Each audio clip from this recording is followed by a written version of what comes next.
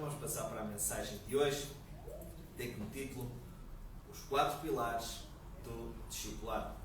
Então vamos abrir em Lucas, no capítulo 17, e vamos ler do 1 ao 10.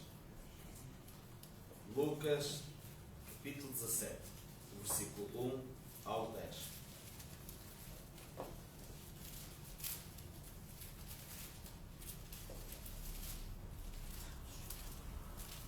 E diz assim a palavra do Senhor. E disse aos discípulos: é impossível que não venham escândalos, mas há daquele por quem vier. Melhor que lhe fora que pusessem ao pescoço uma moda etófona e fosse lançado ao mar, do que fazer tropeçar um destes pequenos.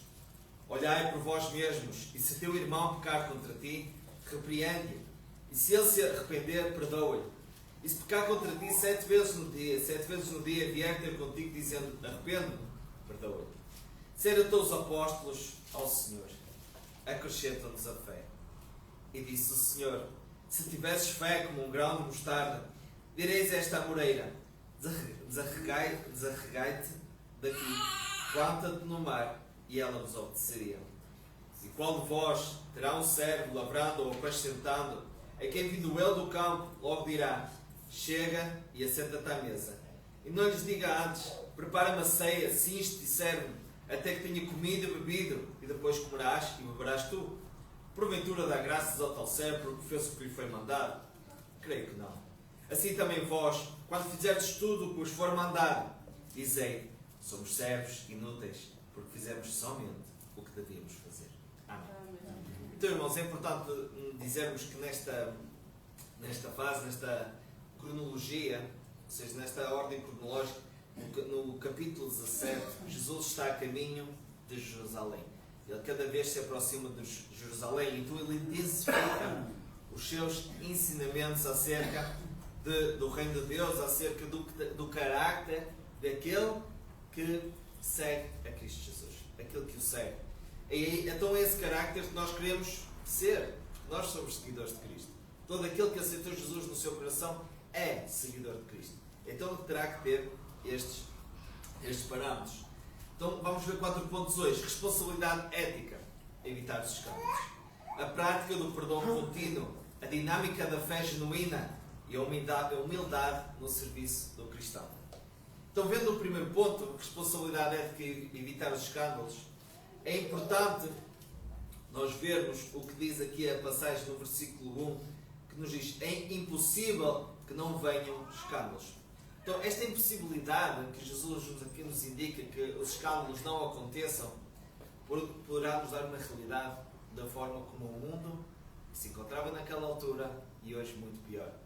Um mundo que estava já entregue, por isso mesmo Jesus veio. Um mundo que estava, como lemos há pouco, o único que não pôde, para se cumprir as Escrituras, foi o filho da perdição. O único que não foi salvo. Então esse filho da perdição, Satanás, é aquele que está a reinar. E ele, quando reina, ele apenas procura a destruição. Então aqui nos indica, quando nos diz que é impossível, o escândalo nos indica a forma como o mundo já está caído, a existência do pecado no mundo, a forma como o pecado se expande. E desde o tempo de Jesus até hoje, nós vemos o quanto o pecado foi escalado. Nós vemos povos que desagradaram a Deus. Ainda ontem, irmãos, nós tivemos, os irmãos tinham conhecimento também, alguns dos irmãos. Ontem foi uma formação a quem prega, e foi quinta, sexta e sábado, teve lá também o irmão Silva, e falámos sobre o livro de Jonas. E o livro de Jonas fala-nos sobre a cidade de Nínive, uma cidade que era uma cidade corrompida, uma cidade que militarmente era muito agressiva, era uma cidade que o pecado está superabundante. Por isso mesmo, Deus enviou a Jonas para eles se arrependerem. E depois, não vou contar agora toda a história de Jonas, mas partindo para o ponto principal, aquilo que para nos focarmos aqui nesta parte da mensagem, quando os ninivitas escutam a palavra e vejam que era uma cidade bastante grande, que demoravam 3 dias a atravessá-la, Não era a visitá-la, era a atravessar, para passar de um lado ao outro, demoravam 3 dias a pé. Era uma cidade bastante grande. Então, ao escutarem a voz do arrependimento que Jonas pregou, eles se arrependeram. Algo extraordinário aconteceu, porque Jonas conhecia como era aquela cidade e achava que eles não se arrependeriam. Achavam que eles não se iriam arrepender. Então ele achava que eles iriam ser destruídos. Os irmãos, eles se arrependeram. Até aquele rei, que era um dos piores, também ele se arrependeu. Também ele reconheceu o seu pecado. E vejam que é importante nós, isso também vamos ver mais à frente, termos o testemunho de Cristo. Porque o testemunho de Cristo, nós muitas vezes falamos, assim, pelo menos nós falamos de testemunhar de Cristo, e a primeira coisa que me vem à minha cabeça é para com outros lá fora que não me conhecem, ou pessoas que veem as minhas atitudes. Mas temos que ver também o testemunho de Cristo dentro de portas. Vejam que a cidade de Nínive, ela se arrependeu naquele momento.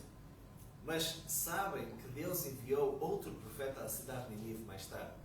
O profeta Naum foi lá pregar a Nínive, mas já não foi pregar arrependimento. Ele foi pregar juízo. Porque aquela cidade foi totalmente destruída pelos babilónios. Ela foi totalmente destruída. Isto para vos explicar, irmãos, que Deus foi misericordioso para com eles. Mas é um Deus justo. É um Deus que não se deixa zombar. Então Deus deu-lhes a oportunidade de se arrepender. Eles se arrependeram, Deus o poupou. Mas anos mais tarde, certamente já não foi aqueles, foi as crianças que cresceram. Aqueles adultos que aceitaram, talvez se foram corrompendo ao longo do tempo, foram esquecendo aquele arrependimento que tiveram. E depois, aquelas crianças já nasceram más. E a nascer más e já eram adultos pecaminosos, Deus decidiu que eles já não tinham a oportunidade de se arrepender. E apenas poderiam enfrentar o juízo. Muitas vezes, irmãos, isso acontece com aqueles que ouvem a palavra do Senhor, mas fazem ouvidos moucos, não querem a cumprir. E vejam então, fala acerca do escândalo. Nós sabemos que o escândalo, ele apenas traz destruição. Nós às vezes vimos aquela notícia, olha que escândalo aconteceu. Pessoas que têm negócios, ou marcas, ou imagens, nas nossas amizades, em relacionamentos. O escândalo apenas traz a destruição. E então, se traz a destruição, quem é que traz a destruição? Satanás. Então o escândalo provém de quem? De Satanás. De Cristo apenas vem a construção. Por isso que nós buscamos a Cristo, para podermos construir. Ontem, quando estávamos lá na formação, falámos em pontes. Numa mensagem é preciso vários pilares.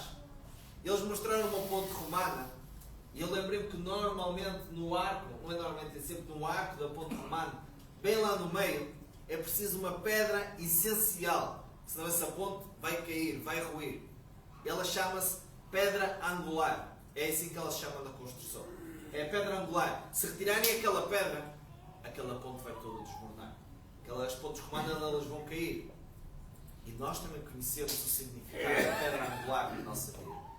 Pedra angular, ela é Cristo.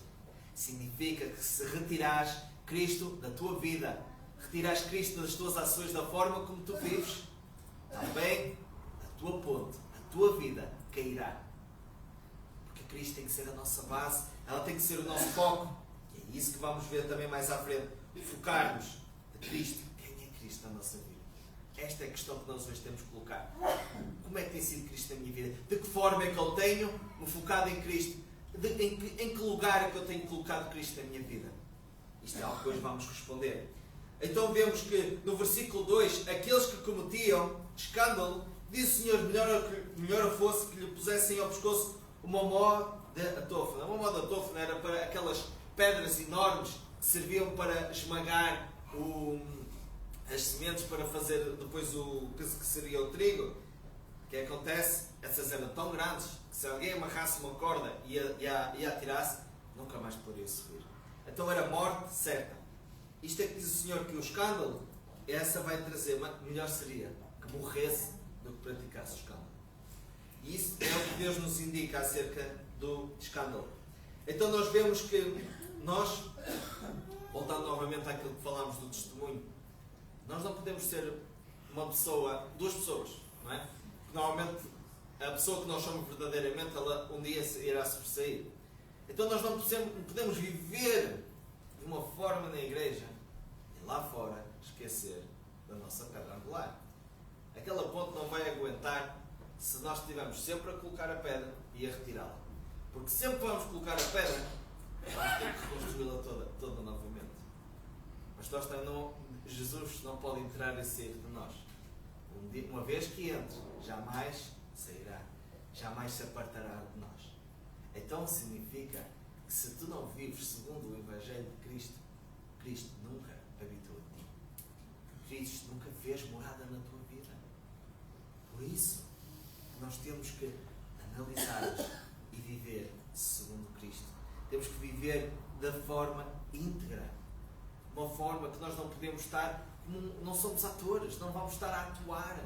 Porque é isso que fazemos. Quando nós estamos a fingir ser uma pessoa que nós não somos, nós apenas nos estamos a enganar a nós próprios. Porque achamos que estamos a enganar a outra pessoa que está ao nosso lado. Não, Jesus conhece-te. Ele conhece o teu interior, Ele está em cada momento da tua vida contigo. Então nós temos que ser reais, não podemos ter duplicidade, não podemos ter hipocrisia, não podemos viver com uma máscara. Nós temos que viver sempre com Cristo na frente, segundo as regras de Cristo Jesus. Em 1 Coríntios, no capítulo 9,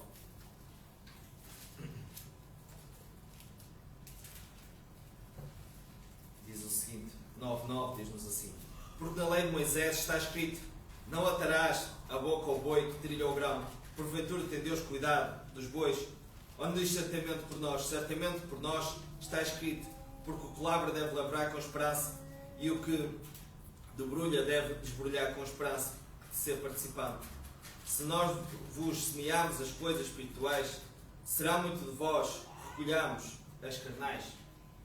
Vejam, irmãos, que é impossível nós plantarmos uma semente de batata e depois colhermos feijões. A minha filha, mais nova lá na escola, é aquela atividade que costumam fazer já no meu tempo: metem feijões num frasco com algodão para eles crescerem.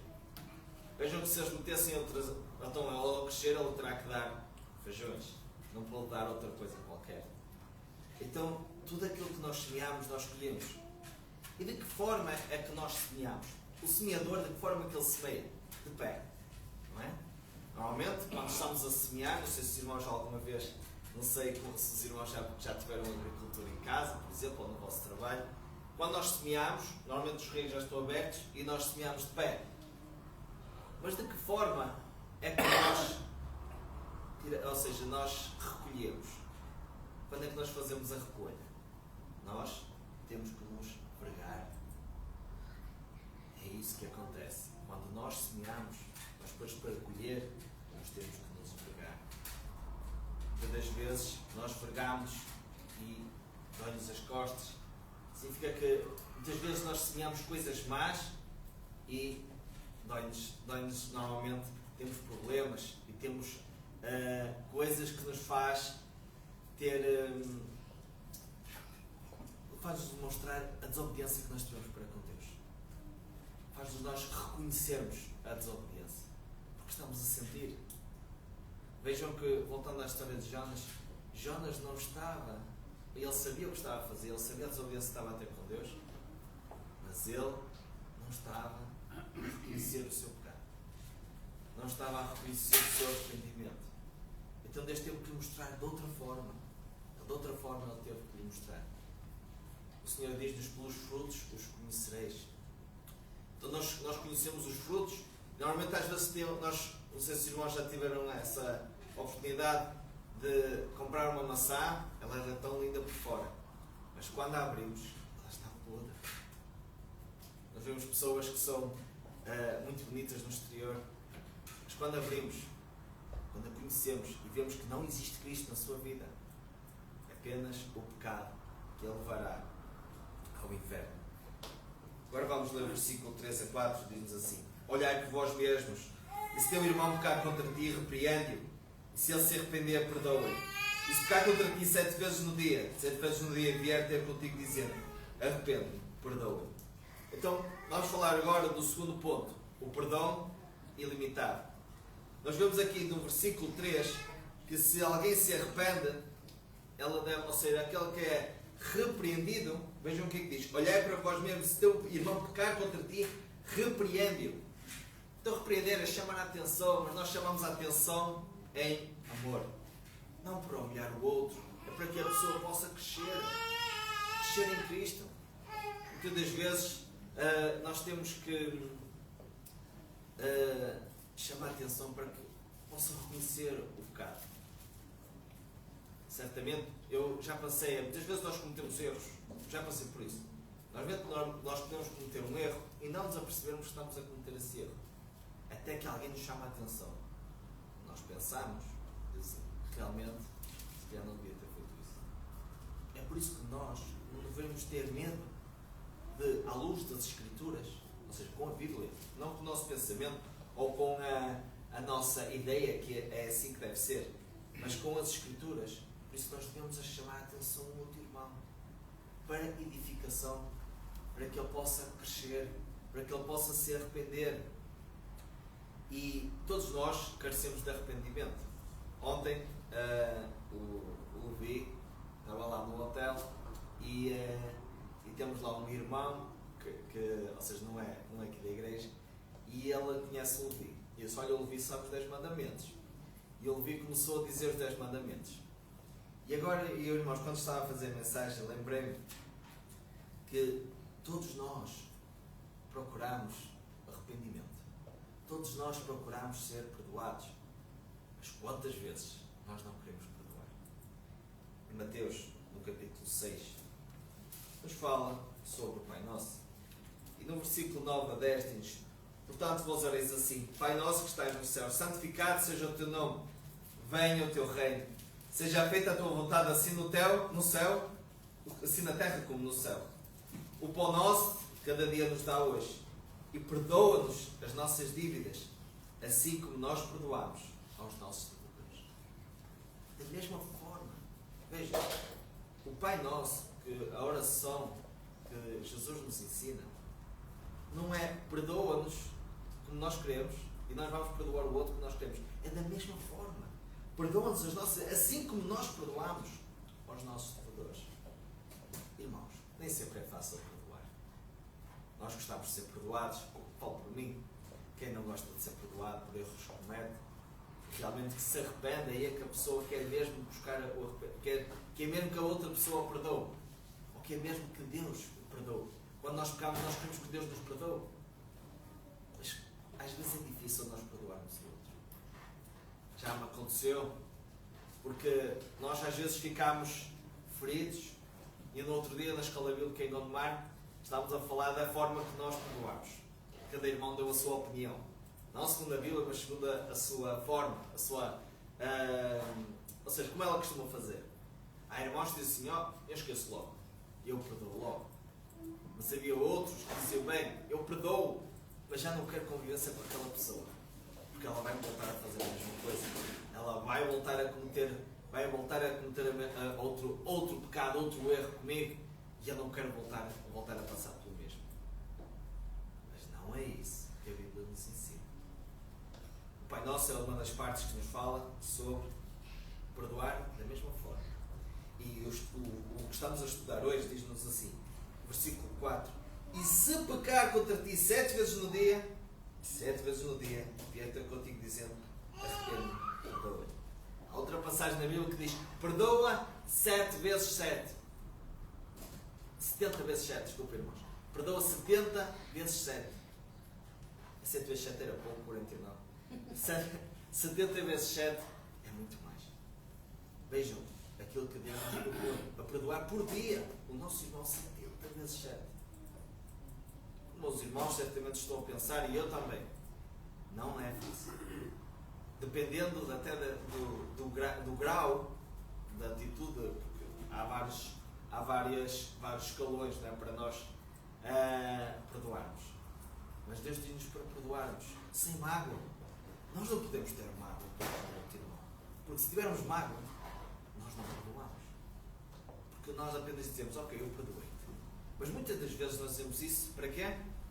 Para arrumar o assunto, para passar vamos avançar com a nossa vida, fica assim, mas muitas vezes nunca mais é a mesma coisa. Nunca mais somos os mesmos com aquela pessoa. Mas é isso que Deus hoje nos fala. Que da mesma forma que queres ser perdoado, é da mesma forma que deves perdoar o outro. Pensa só nisto.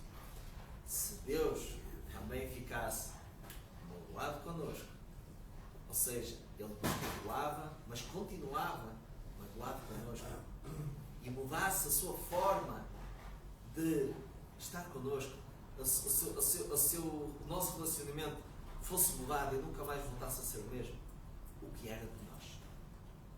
O que era de nós? Então, da mesma forma que o Senhor Jesus nos perdoa, também nós temos que perdoar o outro. Em Efésios 4, versículo 32, diz-nos assim: antes sede uns para com os outros benignos, misericordiosos, perdoando-vos uns aos outros, como também Deus vos perdoou em Cristo. Quando nós temos misericórdia por o outro, nós já estamos a achar que eu posso perdoá-lo. E depois perdoá-lo. Foi exatamente isso que Deus teve com Nínive. Ele teve misericórdia por eles e eles se arrependeram e Ele os perdoou. Estas são as fases. Então nós também temos que ter isso pelo nosso irmão, porque benditos são os laços são do fraterno amor, aquele que nos liga. O fraterno amor que nos liga é o amor que Deus nos ensinou a ter com o nosso irmão. É o amor que nós temos para com Deus. Na Bíblia diz: se rejeitas o teu irmão que vês, dizes que amas a Deus e rejeitas o teu irmão que vês, isso não é possível. Nós temos que amarmos a Deus, mas temos também que amar o nosso irmão. Que possas hoje reconciliar-te com quem te ofendeu. Possas ir ter com ele. O Senhor diz que se alguém te ofendeu, vai ter com ele, reconcilia-te. Se sentiste ofendido, vai reconciliar-te e explica-lhe o porquê de teres ido com ele. Porque és seguidor de Cristo Jesus. Porque queres não fazer a tua vontade, mas fazer a vontade do Pai, de Deus. É isso que nós temos que fazer. Porque nós somos seguidores de Cristo. Terceira parte diz-nos como ter fé. Irmãos, vejam aqui no versículo 5. Disseram então os apóstolos ao Senhor: acrescenta-nos a fé. Então, logo após Jesus explicar que nós temos que perdoar o nosso irmão, eles também acham que é bastante difícil perdoar. Por isso que eles pedem mais fé. E então, vejam que Jesus explica que a fé verdadeira, mas mesmo pequena, ela é poderosa. Versículo 6. E disse o Senhor: se tivesses fé como um grão de mostarda, direis a esta amoreira: desarregai-te daqui, planta-te no mar, e ela vos obedeceria. Vejam o que é que diz então. Quando Jesus nos fala sobre o grão de mostarda, o grão de mostarda na altura, naquele tempo na Palestina, era o grão mais pequeno que existia. Era um dos grãos mais pequenos. Então, mas esse grão mais pequeno, ele tinha um potencial enorme, surpreendente, de crescimento surpreendente. Ela podia crescer bastante. Então é isso que Jesus nos ensina. A nossa fé, ela pode ser pequena. Ela pode fazer grandes coisas. No entanto, ela tem que ser plantada. Ela tem que ser tratada. E quando é tratada, nós vemos o seguinte. Nós tivemos a semente que nós esteja na terra, ela está ali apenas a secar. Os avós da carne, eles são da parte do cultivo e eles pegam em sementes e metem ao solo para que elas sequem e depois possam ser plantadas. Então a semente, se não vai à terra, ela nunca irá crescer. Então nós precisamos de terra. Então primeiramente o que é que nós temos que fazer? Plantar-nos. Nós temos que ser plantados. E depois essa semente, ela tem que ser tratada. Ela tem que ser regada, ela tem que crescer, ela tem que apanhar sol e ela vai crescendo. E então como é que nós podemos fazer isso? Com a palavra do Senhor. Com a leitura da palavra, com a oração, nós temos um relacionamento com Deus. Irmãos, ontem na formação nós falámos que nós devemos estudar, ou seja, ler bastante o texto quando nós estamos a preparar a mensagem.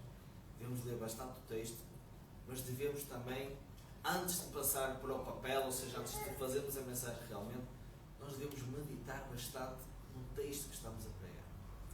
Temos que ver várias nuances, nós temos que analisar o texto e pensar bastante. Eu disse, bem, nós devemos sair e ficar a pensar, falar com Deus. Deus, o que me queres dizer com esta palavra? O que é que tens para mim? Quando nós fazemos o estudo, seja à parte, ou seja, quando nós não pregamos, ou seja, não fazemos mensagens, mas fazemos um estudo para nós, ou seja, quando nós fazemos o nosso estudo normal de manhã, quando nós lemos a Bíblia, nós vamos mastigar, esquadrinhar aquele versículo que nós lemos pela manhã. Ao longo do dia, nós vamos ver o que é que Deus nos quer dizer. Como é que nós podemos aplicar? Porque, irmãos, não vale a pena nós termos um livro. Se tivermos um livro de regras, ou seja, agora a parte da Bíblia, mas se nós temos um livro de regras, e as regras normalmente costumam ser que é para cumprir. Então nós temos um livro de regras, nós lemos o livro todo, mas não cumprimos qualquer uma delas. Para que é que serve o livro? Nada. Ele não nos acrescentou nada. Apenas tivemos conhecimento. A Bíblia também nos ensina como é que nós temos que viver. Nós podemos saber toda ela na ponta da língua. Mas, se nós não a aplicarmos, ou seja, se nós não a vivermos, apenas tens conhecimento da Bíblia. Nada serve. Nada de serve. Vocês recordam-se quando Jesus foi tentado por Satanás? Satanás tinha muito conhecimento. Até tinha conhecimento para adulterar a Bíblia. Foi isso que ele fez. Ele usou a Bíblia pelo seu belo proveito, não é? Para tentar o Senhor. Ele tinha muito conhecimento, mas faltava-lhe arrependimento. Ele não se arrepende do seu mal. Por isso que ele é o fim da perdição. Faltava-lhe arrependimento, faltava ele viver segundo as Escrituras, viver segundo Jesus Cristo. Ele quer viver segundo o seu querer, segundo o seu caminho pecaminoso. Por isso que nós temos que buscar o Senhor. Vejam no versículo 6 que nos fala que seguireis a esta amoreira, desarrega-te daqui e planta-te no mar, ela vos obedeceria. Vejam que as amoreiras, elas têm 4 a 5 metros de altura e 2 metros de raiz. Então não deve ser uma árvore assim tão fácil de retirar, de ser arrancada. Por isso que então o Senhor Jesus diz-nos que isso é possível. Então, se tivermos fé, isso é possível. Se nós, para a nossa fé crescer, nós temos que lhe dar algo. A obediência a Deus. É isso. Nós temos que ter obediência, sabendo que temos que procurar a Deus.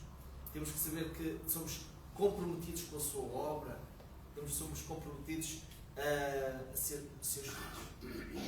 Quando nós somos filhos, nós temos que ser obedientes.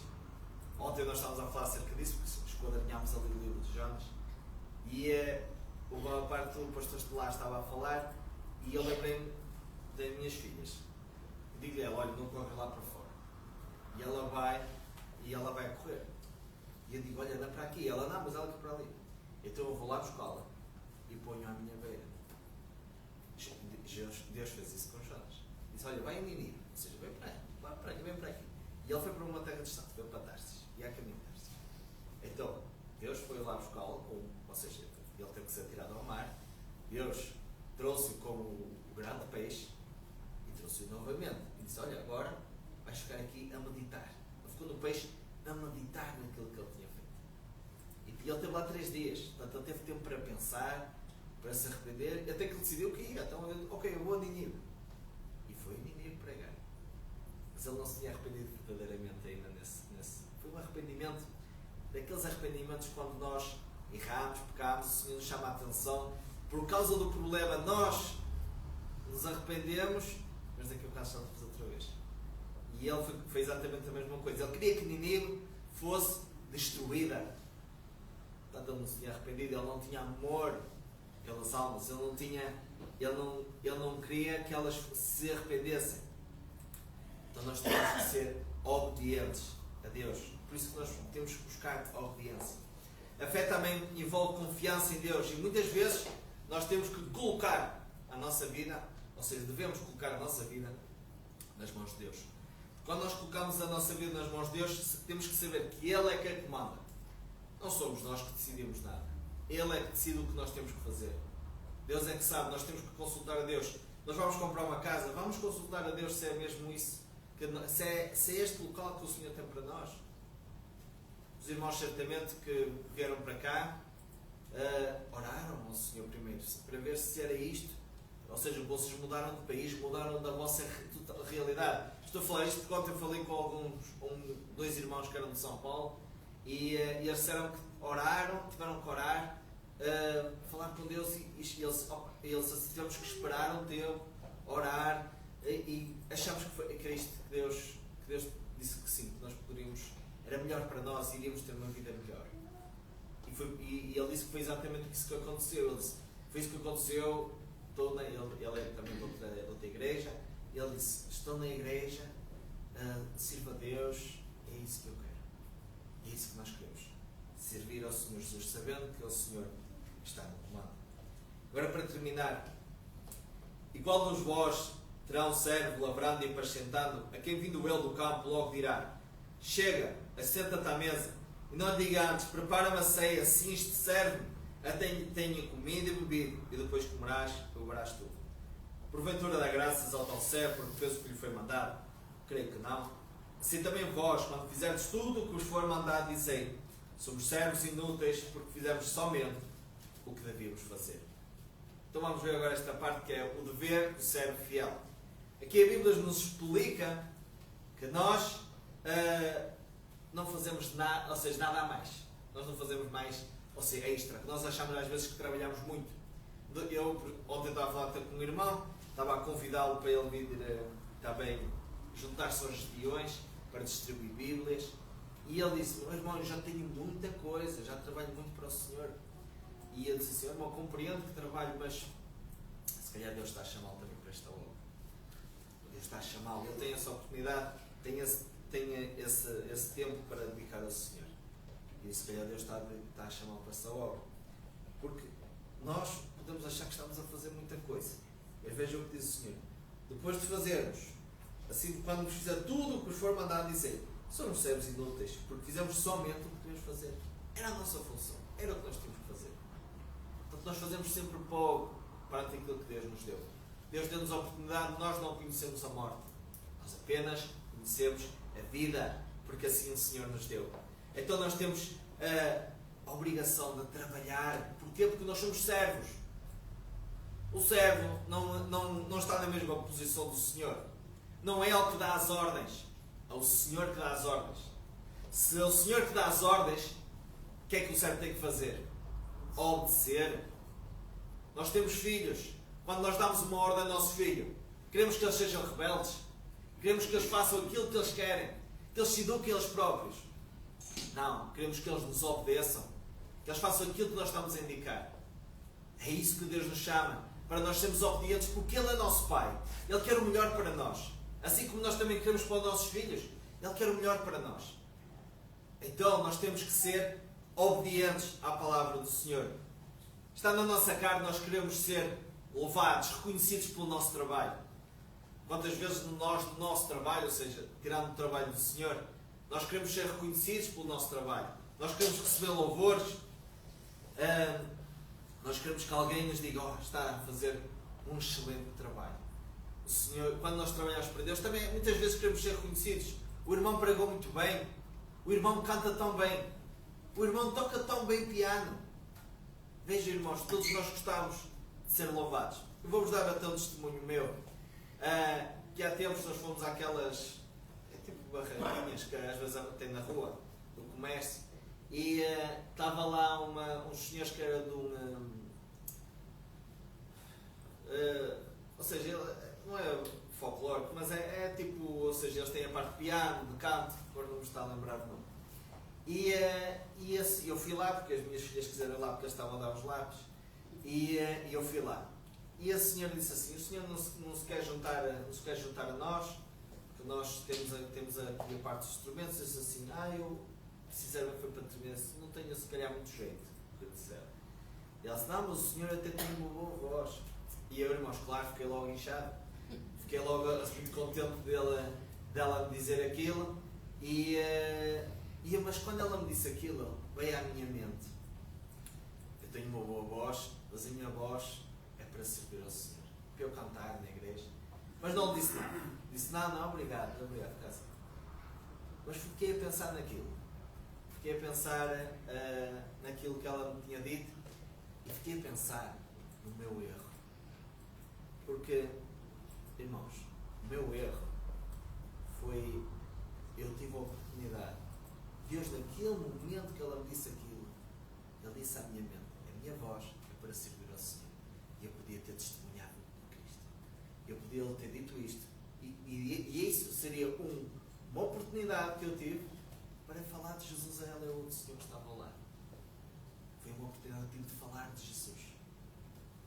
Mas o meu ego cresceu, o meu foco desapareceu. O meu foco já estava do outro lado, estava no meu ego.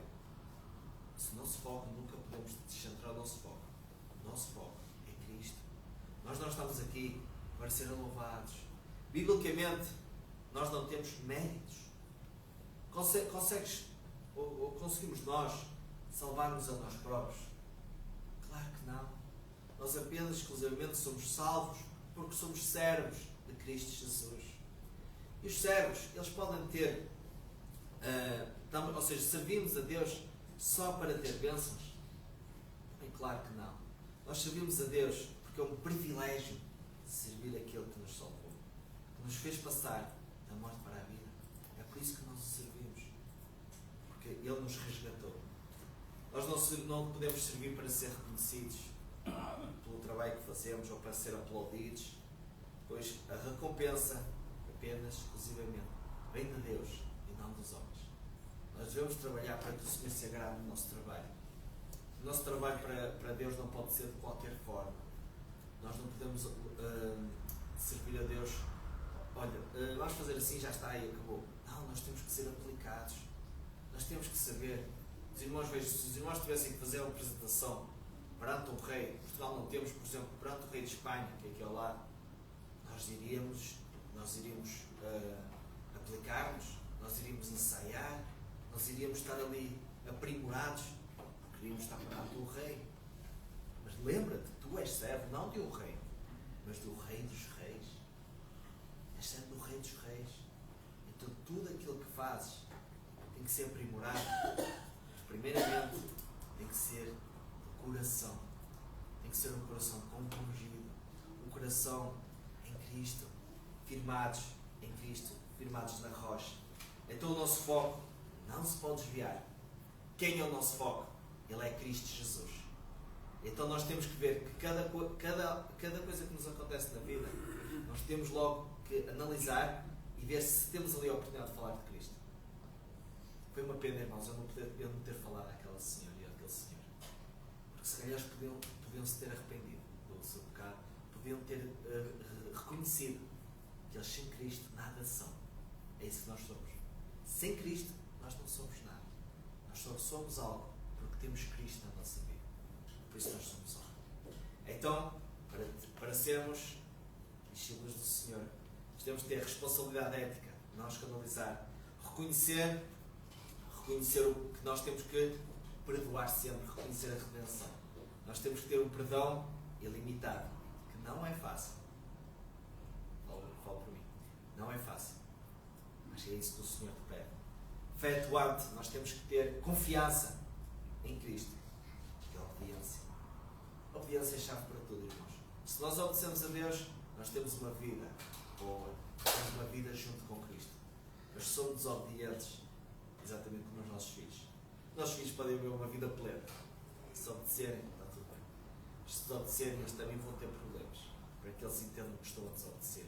E que têm que mudar de rumo. Têm que mudar de caminho. É isso que o Senhor nos diz a nós. Ele dá-nos o caminho que nós temos de seguir, o caminho reto. Mas nós queremos andar às curvas. Então Ele vai-nos buscar e tem que nos admoestar, tem que nos corrigir. Para que nós possamos ir para o caminho reto e permanecer. E o serviço humilde é viver sem buscar glória, sabendo que somos servos inúteis, que o que fizemos somente o que devíamos fazer. É isso que nós somos. Apenas exclusivamente fazemos aquilo que devemos fazer. Tão pouca coisa nós fazemos. Então temos que trabalhar mais para a obra do Senhor. Temos que trabalhar mais. Temos que nos colocar e dizer assim: Senhor, estou aqui para te servir. Em que é que eu te posso servir? Amados irmãos, nós servimos em qualquer coisa. Quando abrimos a porta, estamos a servir a Deus. Quando nós limpamos, estamos a servir a Deus. Nós, de várias formas, nós podemos servir a Deus. Muitas vezes nós pensamos: bem, só posso servir a Deus se eu pregar, se eu distribuir Bíblias, se eu distribuir folhetos.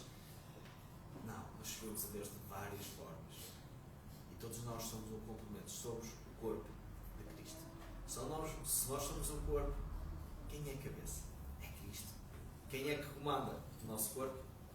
Agora o nosso corpo de carne é a nossa cabeça. É Cristo que tem que comandar a nossa vida. Possamos ser servos do Senhor Jesus, sabendo qual é o nosso lugar, confiando e obedecendo a Deus, mesmo sabendo que nem sempre é fácil perdoar, mas a ordem